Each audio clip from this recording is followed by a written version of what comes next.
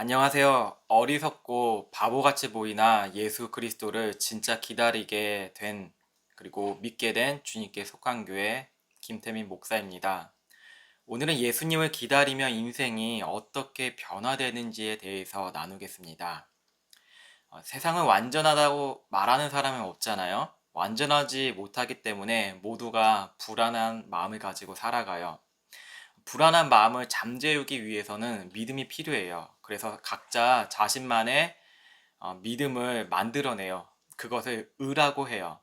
불안하니까 자신이 믿을 만한 것들을 소망하죠. 소망은 사람을 기다리게 하는 것이죠. 고린도 교회 사람들은 분쟁이 있잖아요. 그 핵심 중에 많은 것들이 있겠지만 기다리지 못한 게 그 핵심 중에 하나였어요. 하나님의 말씀을 기다리지 못했다는 것이죠. 하나님의 말씀을 기다리지 못하면 눈에 보이는 것이 되게 중요해 보여요. 하나님의 소망을 사랑하지 않고 오히려 눈에 보이는 육신의 정욕, 소망을 두는 것이죠. 사사기를 보시면 이스라엘에는 왕이 없었어요. 통치자가 없었다는 것이죠. 인간 통치자를 말하는 거예요. 하지만 그들이 각자 자기의 의를 주장하기 시작할 때 무슨 일이 일어났냐면 분쟁이 일어났고요. 그 안에서 주변 이방 민족들의 왕을 보기 시작했어요. 사사기에 기록된 말씀 유명하잖아요. 각자 그들이 자기의 소견대로 행동하였다고 기록되어 있어요. 그리고 사무엘에게까지 이제 나아오죠. 하나님의 선지자인 사람에게 나와서 자신들에게 왕 좀 세워줘라고 그런 것이죠. 무엇이 소망이 든 것이죠? 주변은 소망이 도는 거예요. 하나님을 바라지 못하면 주변의 것들을 소망하게 돼요. 주변 이방 민족 보니까 왕이 있으니까 너무 원활하고 그들의 시스템이 너무 아름다워 보인 것이죠. 하나님의 통치보다는 인간 통치가 더 좋구나라고 생각을 한 것이에요. 왜냐하면 하나님보다 인간 왕의 그 말이 빠르잖아요. 듣기도 편하고 그리고 자신들을 만족시켜 줄 것이라고 생각을 했어요. 인간 왕이요. 인간 왕은 우리를 만족시킬 것이라는 말을 하지만 여러분 투표 많이 해보셨죠? 어른분들 그리고 초등학생분들 반장 선거 하시잖아요. 중학생도 그러고 고등학생도 그러고 뭐 대학교에서도 학회장이 있잖아요. 그들이 우리를 만족시켜 주나요? 인간 조장을 세워놔도 우리를 만족시키지 못한다는 것입니다. 인간 왕이 있잖아요. 우리를 이끌어주는 리더가 있어도 우리를 다스려도 뭔가 새로운 빛을 비춰줘야 되는데 그 빛이 영원하지 못하다는 거죠. 인간 왕이 신속하게 판단하여서 하나님의 응답을 기다리는 것보다 낫다고 생각을 한다는 것이죠. 하나님을 소망하지 않잖아요. 그 기다림이 사라지면 우리는 늘상 자기에게 좋은 판단을 하며 살 것입니다.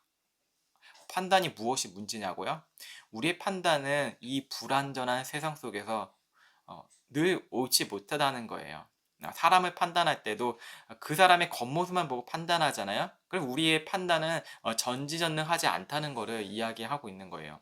고린도 교회 사람들은 하나님이 아닌 사람의 그 정욕을 더 중요시하다 보니까 판단하기를 되게 좋아했어요.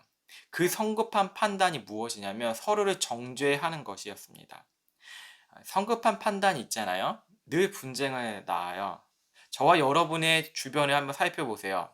성급하고 불같이 화내는 사람 한두 명 있잖아요. 여러분일 수도 있고 저일 수도 있잖아요. 그 사람은 어떠하죠? 특징이 한 가지가 있는데 교만하다는 거예요. 무엇이라고요? 성급한 사람은 되게 교만해요. 조금만 자신의 신경을 거스르게 하면 불같이 화를 내는 사람이 많다는 거죠. 자기가 뭔가 왕같이 되었다고 생각을 하는 거예요. 이게 바로 인간 군상의 본성이라는 것이죠. 교만하면 상대에 대해서 기다릴까요? 전혀 기다리지 않아요. 이 세상의 권력을 잡은 왕과 같은 사람들을 보시면 이해하기 쉽습니다. 그들의 기분이 조금만 상하게 하지 않으려고 주변에 간신들이 얼마나 많을까요? 그 권력을 잡은 사람 앞에서 되게 조심하잖아요. 여러분이 회사에 있는 그런 부장님 계시고 뭐 원장님도 계시고 그리고 뭐 어떤 장을 이끄시는 힘이 있는 세력을 가지신 분이 있으시잖아요. 그분들의 기분을 상하게 하기란 되게 어려운 일이라는 것이죠. 이스라엘 백성들이 세운 왕이 있잖아요. 그 왕이 누구죠? 1대 왕 사울이죠. 사울은 시간이 갈수록 되게 불안해졌어요. 자신의 아들 요나단을 죽이려고 했죠. 자기를 뭐 해야겠다는 생각을 마음에 판단한 거예요. 자신의 충신이며 사위인 다윗을 죽이려고 하죠. 사울은 하나님이 아닌 자신이 이스라엘을 통치한다는 왕이라는 그 생각이 일어날 때 자기의 판단이 더 옳다, 하나님을 배제하기 시작했어요. 그래서 자신의 판단을 하나님보다 더 믿게 된 거예요. 그런다가 문제점이 생기잖아요. 하나님께 다시 기도를 해요. 자기 판단과 자기 육신을 위해 살다가 하나님을 찾는데 하나님의 응답이 없는 거예요. 그럴 때 사람이 무엇 하는지 아세요? 사울이 무당에게 갔어요. 무당에게. 점 보러 갔다는 것이죠. 귀신을 보러 갔다는 것이죠. 크리스찬들이 이럴 수가 있습니다. 하나님의 응답이 없다고 생각할 때 무당하게 갈 수도 있고 자기의 힘을 더 의지할 수도 있고 주변 사람들 더 의지할 수 있어요. 그 주변 이스라엘 백성들이 주변에 왕을 요구하였듯이 그게 당장 보기에는 좋아 보여도 끝의 열매는 결코 좋지 못하는 것을 이 성경은 기록하고 있습니다. 그리스도인들은 어떠한 사람이냐면 하나님의 말씀을 기다리는 사람입니다. 무엇이라고요? 하나님의 말씀을 기다리는 사람이 그리스도인이에요. 교회이기 때문입니다. 마치 위성이 있잖아요. 위성. 하늘을 보시면 별도 있겠지만 위성이 있어요. 그 위성을 수신호해 주는 게 우리가 또 안테나가 있잖아요. 그 안테나로 위성을 수신호하잖아요. 연결된 선이 보이지 않잖아요. 길다란 전기줄 같은 걸로 위성을 매달릴 수 전혀 없는데 그 둥둥 떠 있는 위성을 수신 안테나가 통하여서 연결되어 있다는 것이죠. 연결됨이라는 것은 눈에 보이지 않지만 공급되어지고 있다는 것이 참 신비하지 않습니까? 공급을 받고 있다는 것이죠. 위성을 통하여서 안테나 서로 연결되었다는 것이죠. 우리도 저 멀리 있는 태양과 연결되어 있다는 사실 아시나요? 우리는 태양의 연결이 끊어지잖아요. 모든 생명은 다 죽게 됩니다. 보이지 않잖아요. 태양이 우리를 비춰주긴 하는데 우리 어떻게 연결되었지? 생각해 보지 못하셨죠. 우린 연결되었어요. 모든 생명은 태양과 연결되었다는 것이죠. 태양이 이렇게 공급하는 것이 너무나 중요한데 태양 없으면 우리 살지 못하잖아요. 근데 우리는 우리 자신을 막 자랑하잖아요. 내가 잘하고 있다. 해 아래에서 내가 최고다. 이렇게 자랑하며 살잖아요. 그 자랑함이 하나님이 인정하지 않는다는 거예요. 태양을 만드신 창조주 하나님, 나가세요. 하나님은 어딨어? 이 세상에 과학적으로 대두되는 이 세상에 우리가 최고야. 근데 그 사람은 왜 죽을까요? 무엇이죠? 하나님과 떨어진 죄로 인해서 죽는 것입니다. 그래서 우리는 죄를 해결할 수 있는 그런 능력이 있어야 되는데 우리의 힘을 해결할 수 없다는 것이죠. 오히려 우리는 자기를 스스로 존재하였기 때문에 자기의 힘과 영광을 자랑하는 것이죠. 그렇게 돈이 많잖아요. 그렇게 교회가 잘 되고 힘이 좋잖아요. 그렇게 자식 잘 되잖아요. 근데 어떻게 되죠? 모든 사람이 죄를 범하여서 하나님의 영광에 이르지 못하고 다 죽어버려요. 그래서 유명한 거 필요 없다는 거예요. 고대의 그 창세기에서도 영웅들이 있다고 하는데 그 영웅들이 어떻게 됐을까요? 이 세상에 존재하지 않게 되었어요. 다 죽게 되었죠. 공급함이 필요하다는 건데 그래서 성경은 그리스도와 함께 죽는 게 1순위라 그래요. 그리스도와 함께. 바울 사도는 하나님의 교회로 연결된 자들이 자랑할 필요가 없다 그랬어요. 왜? 그리스도와 함께 죽었기 때문에 그리고 그리스도와 함께 다시 살아났기 때문에 여러분 누굴 자랑하겠습니까? 오직 그리스도만을 자랑할 수밖에 없죠. 자랑과 교만을 일삼잖아요. 하나님을 떠난 사람들, 하나님과 관련 없이 이제 교회 예배당에 나온 사람들이 고린도 교회 사람들이잖아요. 성급한 판단을 할 필요가 없다는 것입니다. 너희들 그리스도와 함께 죽었잖아. 예수님께서 너희와 함께 죽으셨어.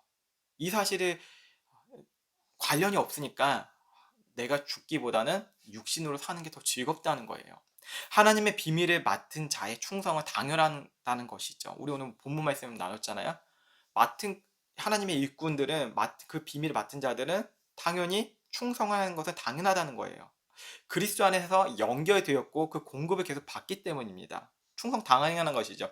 우리가 유명한 사람인 앞에서 당신을 고용하고 싶습니다. 그러면 저를요? 충성 다하겠습니다. 이렇게 생각을 하잖아요. 근데 우리의 충성은 힘이 떨어지잖아요. 근데 그리스도와 연결되었다는 것은 충성되는 것은 당연하니 있을 수밖에 없다는 것입니다. 우리가 헌신하겠습니다. 할 수 있습니다. 여기에 있는 것이 아니 교회 헌신은 예배당을 사람들 섬기는 것은 우리가 할 수 있습니다. 우리가 헌신 예배를 드리겠습니다. 헌신 예배 드리는 초청 목사님, 우리에게 능력을 주세요. 좋은 말씀 주세요. 여기에 있는 것이 아니고요. 성경 말씀 보시면 맡은 바 하나님의 비밀을 알잖아요. 우리 연결되어 있다는 걸 보이지 않잖아요. 태양을 보이지 않아도 우리는 그 따뜻한 것들 모든 것들을 다 공급받고 있잖아요. 생명이 우리 안에 비춰지잖아요. 하나님의 말씀이 비춰짐을 통해서 우리는 당연히 충성할 수밖에 없어요. 이 충성이 인간적 충성이 아니고 마땅히 해야 되고 당연하는 거, 저스트 도잇이라 그러죠. 당연히 해야 되잖아요. 우리의 힘이 아닌 그분께서 주시는데 섬길 수밖에 없는 게 아니고 섬겨지는 거예요, 여러분. 연약한 자들을. 그리고 그렇기 때문에 우리는 공급받는 하나님의 성령의 힘 때문에 교회 지체들을 함부로 판단하지 않아요. 왜일까요? 여러분의 이름 뭐죠? 제 이름은 김태민이에요. 태민아, 이렇게 하나님께 말씀해. 태민아, 너 다른 사람 판단할 필요 없어. 왠지 알아? 나도 널 판단하지 않아. 그리스도 안에 있기 때문에 정죄함이 없다는 것입니다. 하나님의 힘 안에 있잖아요. 우리는 성급하지 않죠. 모든 공급이 하나님께 있으니 기다리는 것입니다. 신중해지는 것을 뜻합니다. 여러분, 이 세상에서 부하려고 하는 자들을 우리 성경에 나오잖아요. 이 세상에서 부하려고 하지 마라. 그 올무가 얼마나 사람 비참하게 만드는지 성경에 기록되었잖아요. 부자가 되려고 하기 때문에 사기당하는 거 아시죠? 부자가 되려고 하기 때문에 너무 급해지잖아요. 뭐 저 투자하면 된대. 사람들이 막 유혹을 하잖아요. 빨리 될 것처럼 뭔가 보여요. 하지만 그리스도인들은 거기에 연연할 필요가 없어요. 왜? 모든 것이 하나님께서 공급해 주시기 때문에 있어도 되고 없어도 되고 우리 거기에 쫓지 않죠. 우리 무엇을 쫓죠? 부하려고 되는 것을 쫓은 게 아니라 그리스도께서 이 땅에 우리의 보화가 되셨고 우리의 부가 되셨다는 것이죠. 그분이 부를 포기함으로써 우리는 그분 앞에 부로함으로 나아간다는 것이죠. 그분이 우리 안에 있으니까. 본문 5절에 보십시오. 그러므로 때가 이르기 전 주께서 오시기까지 아무것도 판단치 말라. 그가 어둠에 감추인 것들을 드러내고 마음의 뜻을 나타내시리니 그때 각 사람에게 하나님으로부터 칭찬이 있으리라. 주님께서 분명히 오심을 기다리면 우리가 그리스도를 바라보다가 이해할 수 없는 것들이 드러난다고 해요. 예수님을 믿으면 모든 것이 해석되어지나요? 만사형통 되어 예수님 믿으면 그건 복음이 아닙니다. 왜 복음이 아닐까요? 성경에 그렇게 기록되지 않기 때문에. 성령의 감동으로 이루어진 성경에는 만사형통을 이야기하지 않아요. 우리의 육신으로 보이는 거, 우리가 해석하기 좋아하는 게 만사형통이잖아요. 잘 되고 모든 것이 잘 되고 잘잘잘 여기에 있지 않고 우리는 회복에 있습니다. 회복. 우리 잘 되는 것에 초점이 아니고 회복에 되는 것을 초점을 둬야 됩니다. 설명할 수 없는 일들이 있잖아요. 근데 이해가 돼요, 마음으로. 왜? 그리스도의 형상으로 회복되어져 가고 있기 때문에. 우리는 그래서 성급한 판단으로 해석하려고 하잖아요. 모든 것을. 그게 최고라고 생각하고 그래야지만 내가 예수 믿겠다 생각을 하잖아요. 하지만 성경을 보면 우리는 기다려야 된다는 것입니다. 언젠가 다 밝히 드러날 것이라고 말씀하고 있습니다. 그 기다림은 기록된 말씀 안에 있어야 안전하다는 것입니다. 6절에 한번 볼까요? 형제들아 내가 너희를 위하여 이 일에 나와 아볼로라고 합니다. 가지고 본을 보였으니 무슨 본을 보였을까요? 이는 너희로 하여금 기록한 말씀 밖에 넘어가지 말라. 성경을 넘어가지 말라는 거예요. 우리에게서 배워 서로 대적하여 교만한 마음을 먹지 않게 하려 함이라.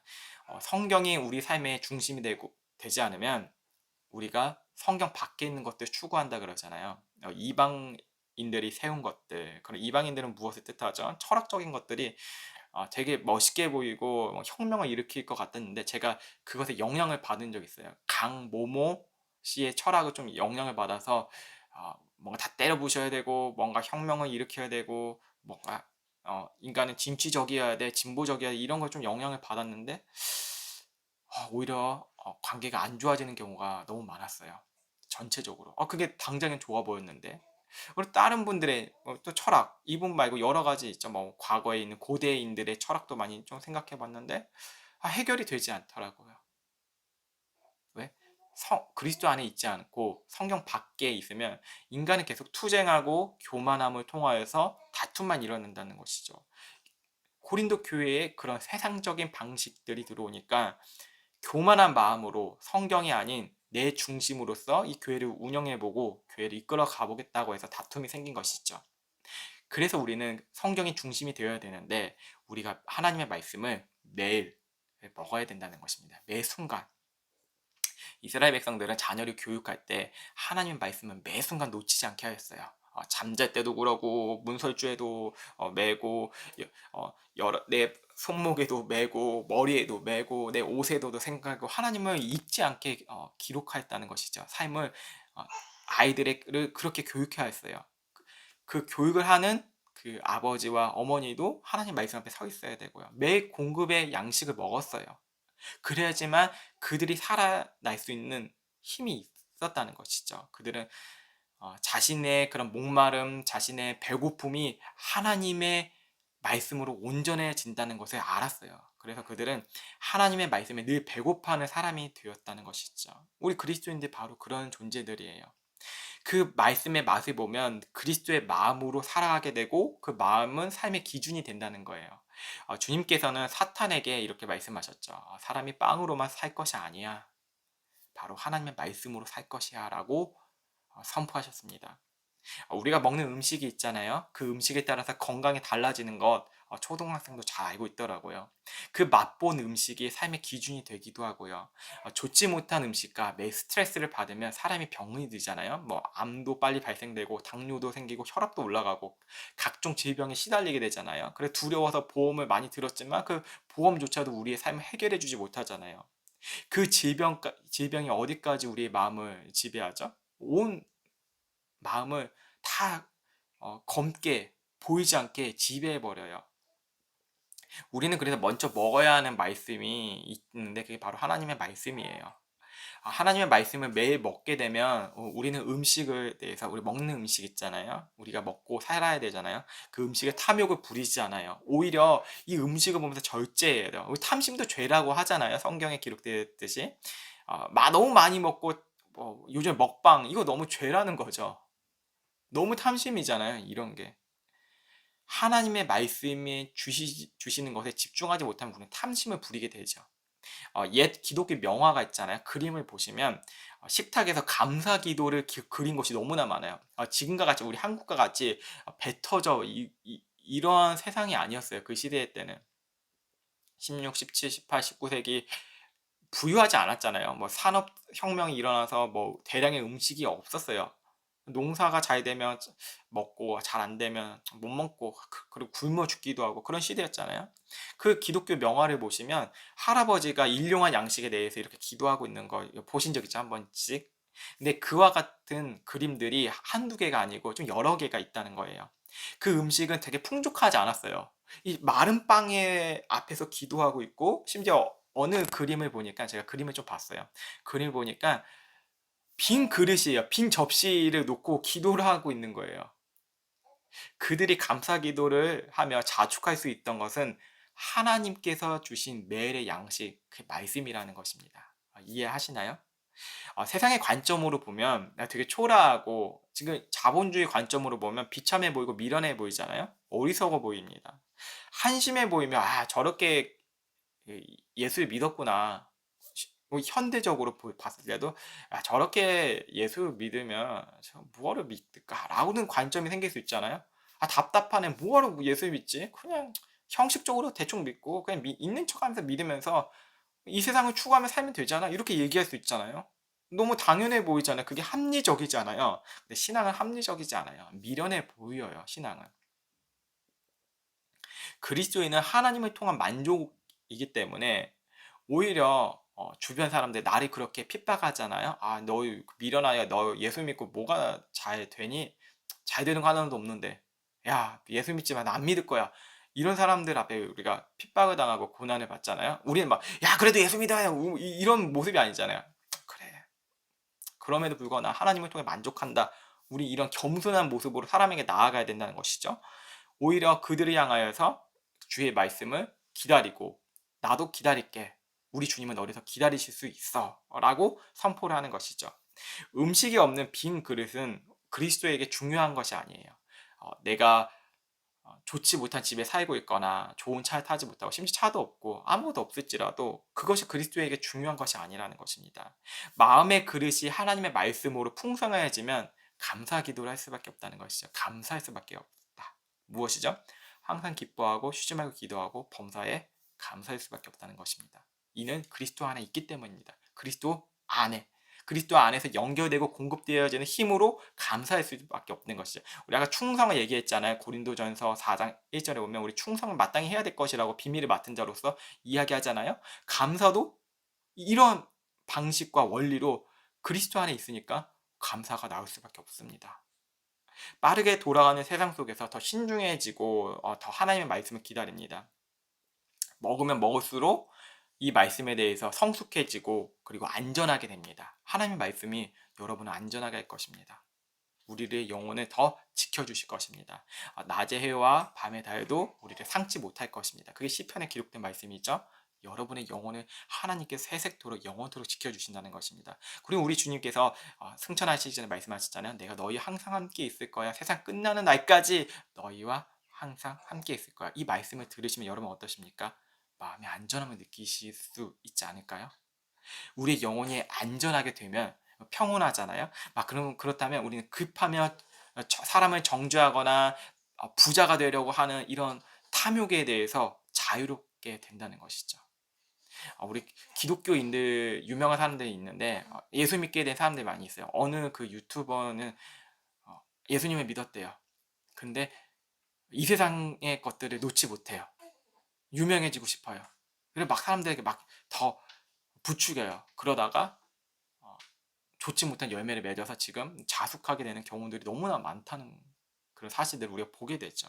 그게 다 성급한 판단과 하나님이 나의 삶을 이끌어 주시고 내가 공급되지 못할 하나님과 연결되지 못하면 가짜 그리스도인으로서 그렇게 그분이 가짜가 아니고 그렇게 살 수 있다는 것입니다.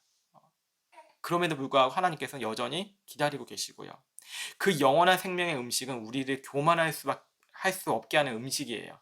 바로 그리스도의 십자가에서 뜯겨진 살이며 십자가에서 흘려주신 생명의 피인 음료라는 것이죠.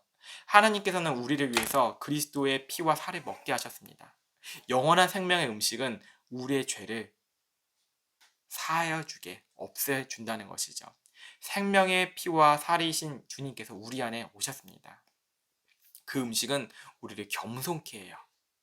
그리고 우리를 겸손케 만들어주고 그 음식을 먹음을 통하여서 다른 사람을 살리는 힘의 원동력이 된다는 것이죠. 여러분 억지로 섬기기 힘들잖아요. 기독교인인 척하면서 기독교 코스프레 있잖아요. 섬겨야지.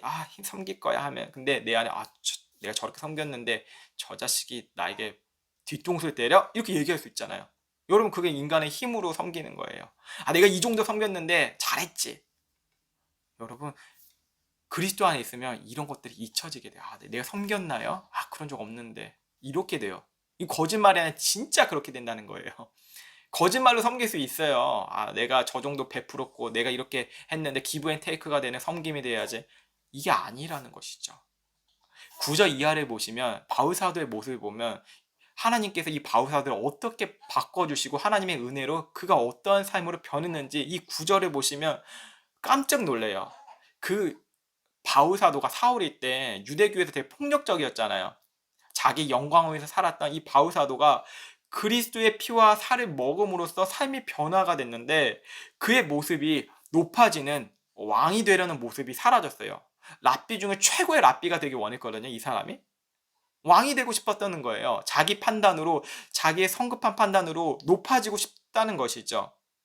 오히려 교회를 위해 죽으신 그리스도를 따라가는 모습으로 되어버렸습니다. 바울사도만 이렇게 될 수 있을까요? 하나님의 은혜는 바울사도만 이렇게 성경에 기록돼서 바울사도만 하지 이게 아니고요. 우리 모두 그리스도 안에서 이러한 삶을 당연히 자연스럽게 살아갈 수밖에 없다는 것입니다. 그리스도의 은혜가 이 세상을 뛰어넘고 세상은 이러한 자들이 감당하지 못한다는 것입니다. 만약에 여러분 내 힘으로 예수를 믿는다고 생각해 보십시오. 내가 힐링하고 마음을 치유하고 그 마음이 헛헛하니까 교회 나가야지. 내가 믿었다. 내 중심으로 믿음을 가졌다 생각해 보세요. 그러면 예수 믿는 게 이 바울 사도가 9절 이하에 말하는 삶이라면 사람들 다 떠나갈 거예요. 신속하게 판단할 거예요. 야, 손절하자. 야, 여기 뭐하러 있냐? 여기 기독교가 원래 이런 거였어? 하면 다 떠나갈 거예요. 하지만 바울 사도가 자신이 사도가 된 것은 하나님의 은혜이며 그리스도를 향한 감사라고 말해요. 내가 믿는 것이 아닌 믿음을 하나님께서 지속적으로 공급해 주셔서 이런 삶을 살 수 있다고 고백하는 것입니다. 그의 모습을 9절 이하를 읽겠습니다. 내가 생각하건대 하나님이 사도인 우리를 죽이기로 작정한 자같이 미말에 두셨음에 이 끝에 머리에 두셨다는 거예요. 우리는 세계 곧 천사와 사람에게 구경거리가 되었노라. 우리는 그리스도의 영고를 미련하되, 나왔죠? 그리스도인들이 미련해 보일 수밖에 없는 게 왜 그리스도를 기다릴까요? 미련하게 기다릴까요? 그리스도 때문에 미련하게 되어버렸대요. 사도가. 예수 믿는 사람들이 영악하게 되고 막 계산적인 사람들 있잖아요. 그리스도에 바뀌었기 때문에 그래요. 그리스도 안에 있으면 그리스도 영고를 인하면 멍청하게 된다는 것이에요. 미련하게. 왜? 쉽게 얘기하면 그리스도의 또라이라고 얘기할 수 있어요. 또라이처럼 보인다는 것이죠. 왜 이렇게 됐지? 바울 사도는 어떤 삶을 살았죠? 그리스도 안에 있으면 너희는 그리스도 안에서 지혜롭고 우리는 약하되 너희는 강하고 너희는 존귀하되 우리는 비천하여 바우로 이 시간까지 우리가 줄이고 배고프대요. 몇 날 며칠 굶었어요. 여러분 하루 굶는 것도 힘들잖아요. 몇 날 며칠 제대로 못 먹어요. 새끼 잘 먹잖아요. 뭐 두 끼 뭐 1일씩 한다고 그러지만 못 먹어요. 제대로. 못 먹어요? 교회를 위해서 못 먹어요. 하나님께서 세우신 그 교회 때문에 못 먹는다는 거예요. 헐벗고 매 맞으면 매까지 맞아요. 예수 믿겠습니까? 정치 없고 수고해. 집도 절도 없어요. 아무것도 없어요. 우리나라 뭐 절 문화니까 절에서 막 자고 그러잖아요. 뭐 갈 데 없으면 없대 아무것도. 뭐 월세를 살 수도 없어요. 그 돈도 없고 또 수고하여 친히 손으로 일하며 사도인데 사람들이 그 교회 내부에서 욕하는 거예요. 그래서 바울 사도는 해를 끼치지 않게 해서 나는 일을 할 거야. 텐트 사업을 했잖아요. 사도인데 우리가 쉽게 흔히 말하는 뭐 성직자로 이야기하잖아요. 우리 많이 성직을 이야기하지만 성직자가 일하고 있어요. 후욕을 당하고 축복하고 핍박을 당한 즉 무엇했죠? 사도가 참아요. 인내하여. 비방을 당한 즉 권면하니 우리가 지금까지 세상에 더러운 것과 만물의 찌꺼기같이 됐다고 했어요. 여러분 기독교 믿으시겠습니까? 기독교 믿는 거 예수님 믿을 것 같아요. 이러면 여러분 안 믿잖아요. 믿을 수 없잖아요. 그런데 이게 가능해요. 왜 가능할까요? 말씀 계속 드리잖아요. 보이지 않는 하나님의 말씀이 계속 공급해주고 있다는 거예요. 우리가 몸이 아프면 닌거 맞이잖아요. 그때 계속 떨어지잖아요. 그 힘으로 이게 버티잖아요. 그리스도께서 우리를 버티게 할 수 있는 힘을 계속 주세요. 그래서 우리가 하는 섬김이 아무것도 아니게 보여. 내가 매맞고 내가 힘들고 어렵고 다 이런 모든 것들 너희들 섬기잖아. 내가 생색내는 것이 아니고 당연한 거야. 이게 돼요. 바울 사도가 나는 아무것도 아니로되 이게 된다는 것이죠. 기독교의 본질이 바로 이거예요. 계급이 없어요. 신앙이 내가 40년 됐어 50년 됐어 이런 말이 어디 있어요. 카톨릭 교황이나 개신교 안에서 높아지려고 하는 것은 그리스도인이 아니라는 것이에요. 사도인 바울 사도는 높아지면 왕이 되려고 하기보다는 하나님의 말씀 안에 그는 부당한 삶을 살았어요. 하나님의 말씀은 사도 바울의 마음을 부드럽게 만드셨다는 것이죠. 그래서 고린도 교회 사람들아 너희에게 누가 너희들의 힘을 공급해 주냐? 너희가 무엇을 기다려야 되냐? 이거 얘기하는 거예요. 종교인들 중에서 깨달음의 경지와 지혜를 얻는 사람들이 현자라고 이야기하잖아요. 뭐 성인이라 얘기도 하고. 그들 주위에는 수많은 신도들이 따라요. 그러나 그리스도인은 동등합니다. 이게 신비예요. 모든 지혜와 존귀와 영광은 그리스도 한 분밖에 받으실 분이 없으시다는 것이죠. 우리는 그분 안에 하나로 연결된 교회입니다. 그리스도의 몸입니다. 그의 몸이 되면 세상과 구별되는데 미련하고 멍청해 보이고 답답해 보여요. 왜냐하면 그것이 하나님의 사랑이기 때문입니다. 여러분 하나님의 사랑이 되게 멍청하고 답답해 보이지 않나요? 어떻게 죄인을 죽어 마땅한 죄인을 위해서 자신의 아들을 생명에 아끼지 않기까지 피를 흘리겠습니까? 계속해서 선지자들 보냈는데 계속해서 보냈어요. 계속해서 보냈어요. 근데 그들을 죽이고 또 죽이고 또 죽이고 마지막에는 자기의 아들까지 보내주셨어요. 그러나 종교인들 어떻게 했죠? 다 죽였어요. 예수까지도. 이게 바로 하나님의 사랑이라는 것이죠. 미련해 보고 답답해 보여요. 그 사랑을 바울사도가 받았어요. 영특하고 눈치 빠르고 자기 계산을 좋아하는 이 바울사도가 랍비가 되기보다도 사도로 부르심을 받아서 답답하고 멍청해 보이고 비천해지고 합리적이지 못한 삶을 살았어요. 무엇으로 인하여서? 하나님께서 공급해 주시는 힘이 그를 붙잡았다는 것이죠. 하나님의 사랑은 멍청해 보이고 답답해 보이고 주님의 인내와 기다림이 한심해 보이지만 그 사랑이 우리 안에 작동할 때 우리는 지체들을 기다려주고 인내해주고 판단하지 않을 수 있다는 것이죠.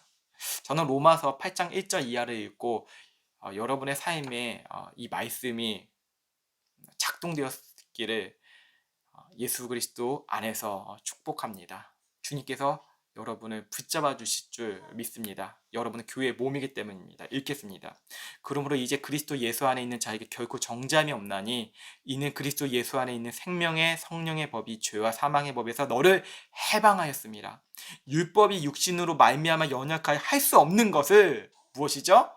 하나님이 하시나니 곧 죄로 인하여 자기 아들을 죄 있는 육신의 모양으로 보내어 육신의 죄를 정하사 육신을 쫓지 않고 그 영을 쫓아 행하는 우리에게 율법의 요구를 이루게 하려 하심이니라.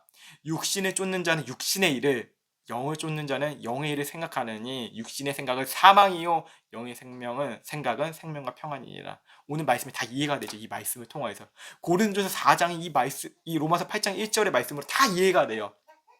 여러분, 자유케 되는 것이 바로 하나님께서 나에게 공급해 주시는 힘, 그리스도 안에서 있을 때 우리는 주님을 기다리면서 남을 판단하고 이 세상을 판단하며 정죄하며 살아가는 것이 아닌 우리는 생명의 법으로 사망의 법을 이기신 그 생명의 법 예수 그리스도 안에서 우리의 생각은 영의 생각, 생명과 평안으로 살아간다는 것입니다. 그래서 우리는 아무것도 없는 그 빈 그릇 같은 나의 삶일지라도 감사할 수 있는 힘이 여기 있다는 것입니다. 그리스도 안에서 늘 승리하고 건강하시길 기도하며 나아가겠습니다. 기도하겠습니다. 하나님 감사합니다. 우리에게 너무나 큰 선물을 주셨습니다. 오늘 말씀이 너무나 크고 이 세상과 비교할 수 없는 이 선물입니다. 우리는 다이슨 청소기 좋아하고 뭐 좋은 전기차, 새로운 전기차 좋아하고 좋은 집, 브랜드 아파트, 맛있는 것 좋아하고 이런 거 좋아하다가 그런 욕심에 이끌림을 더 좋아하는데 또한 그것을 통하여서 또 그런 것을 바라보며 상대적 열등감을 느끼는 이 세상 속에 살아가고 있습니다.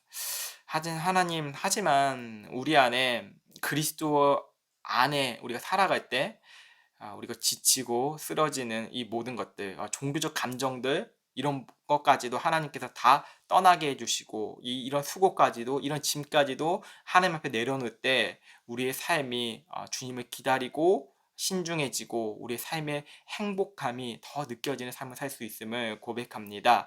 하나님, 우리가 그리스도 안에 있음을 통하여서 사람을 정죄하지 않고 판단하지 않고 오히려 기다리는 멍청해 보이고 미련해 보이는 사람이 된다는 것이죠. 주님, 우리가 비록 세상에게 인정받지 못해도 하나님께 인정받은 자로서 멍청해 보이고 다시 말씀드리지만 미련해 보이고 한심해 보일지라도 우리는 하나님의 말씀에 따라갑니다. 주의 말씀에 따라갈 수 있도록 하나님 우리에게 벌써 힘 주셨습니다. 우리는 힘을 강구하지 않고 마땅히 해야 될 것은 충성인데 당연히 하나님의 비밀을 맡은 자로서 당연히 하고 우리의 영광은 없고 주님의 영광만 드러내는 우리의 삶이 될 수 있도록 주님 함께하여 주시옵소서. 살아계신 예수 그리스도의 이름으로 축복하며 기도드립니다. 아멘.